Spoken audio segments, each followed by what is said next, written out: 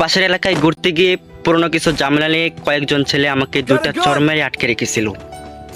আমি তখন আমার এক ভাইকে পুরো ব্যাপারটা খুলে বললাম।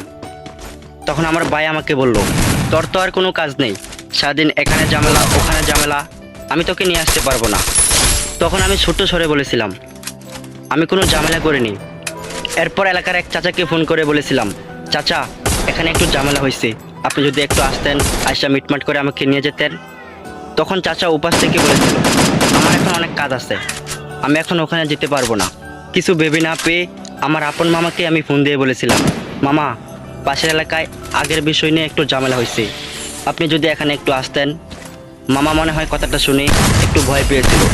তখন মামা আমাকে বলল, মামা তুমি তো জানোই আমি ঝামেলা টামেলা কম বুঝি, তুমি এক কাজ করো, তোমার বাবাকেই ফোন দিয়ে দাও, ভালো হবে। আমি তখন নরম গলায় বললাম, বাবাকে বলা গেলে এতক্ষণে আপনাকে ফোন দিতাম না, আমি এতক্ষণে যা বোঝার বুঝে গিয়েছিলাম, চেয়েছিলাম বিষয়টা এখানেই মীমাংসা হোক, তাই এতক্ষণ আত্মীয়দের ফোন দিয়েছিলাম। কিন্তু তারা আমার সাথে যা করলো তাদের তো দেখলাম। তখন ওদের মধ্যে একটি ছেলে আমাকে বলল, তোকে আজ এখান থেকে কেউ নিতে আসবে না, তোর আজ কী হাল হবে তুই বুঝতে পারছিস একবার। তখন আমি মুচকি হেসে রনি বন্ধুকে ফোন দিলাম।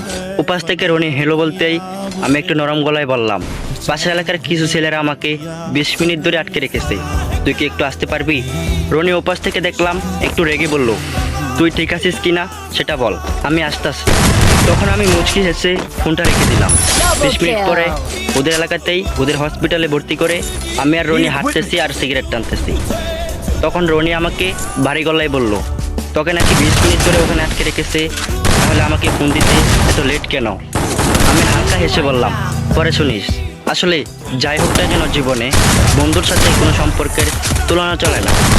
আপনার সব রকম বিপদে আপনার বন্ধুই আপনার পাশে থাকবে।